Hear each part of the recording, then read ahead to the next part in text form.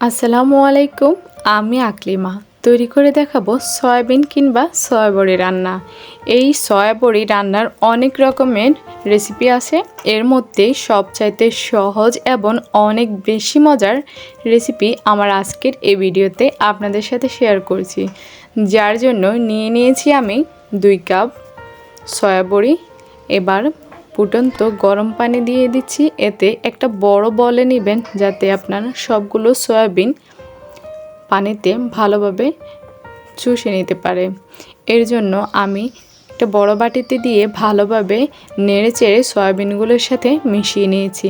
এবার ঢেকে রেখে দিব পুরো 15 মিনিটের জন্য। 15 মিনিট পর আমি সয়াবিনগুলোকে এভাবে হাত দিয়ে চিপে পানিগুলো ফেলে দিয়েছি। সবগুলো সয়াবিন থেকে পানি ঝারিয়ে নিয়েছি আমি। পানিগুলো কমে একেবারে চুপসে গেছে। এবার চুলায় একটি প্যানে 1 টেবিল চামচ তেল দিয়ে সাথে সামান্য পরিমাণে হলুদ দিয়ে দিব সয়াবড়ি। এই সময় চুলার আঁচ মিডিয়ামে রেখে অনবরত নেড়েচেড়ে সয়াবিনগুলোকে আমি ভেজে নেব। এই সয়াবিনটা আপনারা চাইলে রুটি কিংবা ভাতের সাথে খেতে পারবেন। খুবই মজার এই রান্নাটা, একবার রান্না করে খেয়ে দেখেন আমার এরকম একটা কালার যখন এসে যাবে আমি সয়াবিনগুলোকে নামিয়ে নেব। আবারও একই প্যানে দিয়ে দিচ্ছি 1 টেবিল চামচ তেল এবং সামান্য পরিমাণের হলুদ। 2টা বড় সাইজের আলুকে ছোট ছোট টুকরো করে আমি দিয়ে দিয়েছি। এবারও চুলার আঁচ মিডিয়ামে রেখে অনবরত নেড়েচেড়ে আমি ভেজে নেব আলুগুলোকে। ভাজা হয়ে গেলে নামিয়ে রাখবো একপাশে। আবার একই প্যানে দিয়ে দিয়েছি তেল, এতে দিয়ে দিয়েছি 2টা বড় সাইজের পেঁয়াজ কুচি, 1/2 চামচ রসুন বাটা এবং 1/2 চামচ আদা বাটা।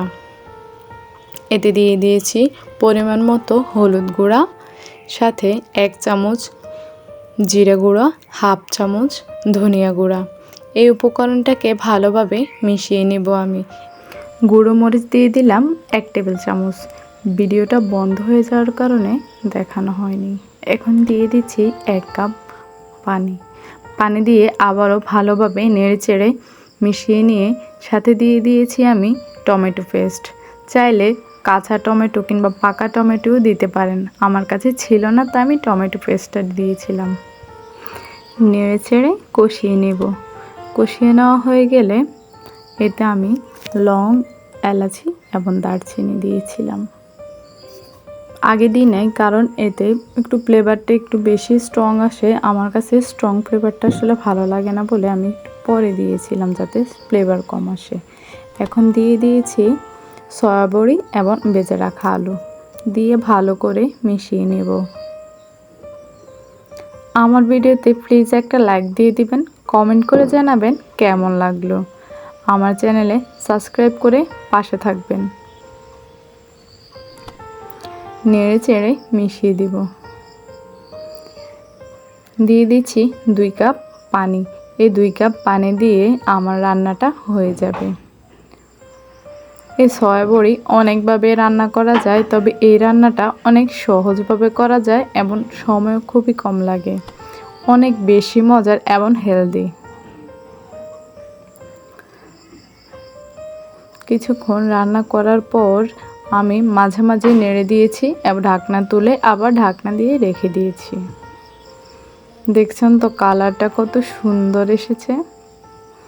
আবারও নেড়ে চেড়ে মিশিয়ে দিব। এভাবে একবার হলেও বাসায় সয়াবড়িটা তৈরি করে খাবেন, আপনাদের এই সয়াবড়িটার ফ্যান হয়ে যাবেন। আমার বাসায় সবাই এই সয়াবড়িটা খুবই পছন্দ করে। বাচ্চাদেরকেও খাওয়াতে পারেন এই সয়াবড়িটা, এটা খুবই হেলদি।